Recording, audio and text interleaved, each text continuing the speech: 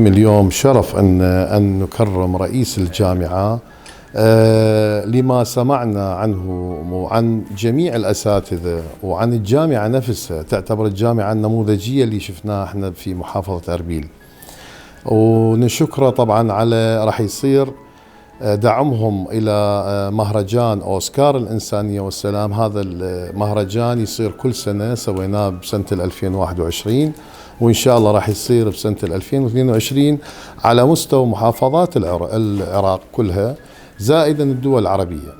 فاحنا نقدم له كل الشكر والتقدير، واليوم كرمناه بشهادة شكر وتقدير وعضوية في نادي سفراء الإنسانية والسلام، زائدا من أبرز الشخصيات الإنسانية لعام 2021.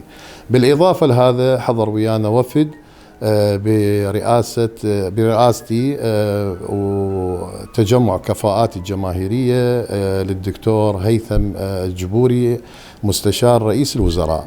طبعا هو احنا عندنا دورات هنا صارت برعايته، وإن شاء الله هذا الأوسكار راح يصير هم برعاية الدكتور هيثم الجبوري زائدا بعمل مشترك مع الجامعة. بسم الله الرحمن الرحيم. أوجه شكري وتقديري إلى رئيس جامعة نولنج على مدى تعاونه لأعضاء تجمع الكفاءات والجماهير، ونقلنا تحيات الدكتور هيثم الجبوري من منبر تلك الجامعة. حقيقة تم تكريم مدير الجامعة أو رئيس الجامعة، وكان اللقاء مفعم بالعديد من العبارات الرائعة، ونشكرهم شكر جزيل على مدى سعة صدرهم للتعاون مع ذلك التجمع.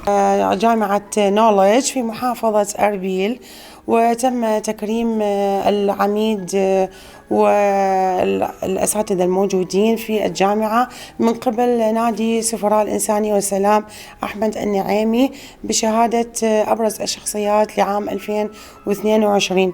وأيضا لاحظنا على تطور الجامعة ومدى الاهتمام من جميع النواحي، وكذلك طبعا احنا أعضاء في تجمع كفاءات للدكتور هيثم الجبوري رئيس مستشار رئيس الوزراء، وإن شاء الله الموفقية للجميع.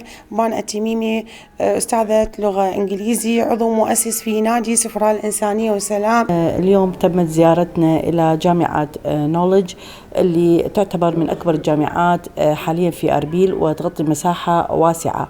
الحقيقة اندهشنا من التقدم العمراني والتقدم العلمي لهذه الجامعة. احنا راجين من الجامعة انه نعقد معاها اتفاقيات علمية مع تجمع الكفاءات والجماهير متمثلة بالامين العام الدكتور هيثم الجبوري، وكذلك عقد الكثير من المؤتمرات والندوات على ارض هذه الجامعة الغراء.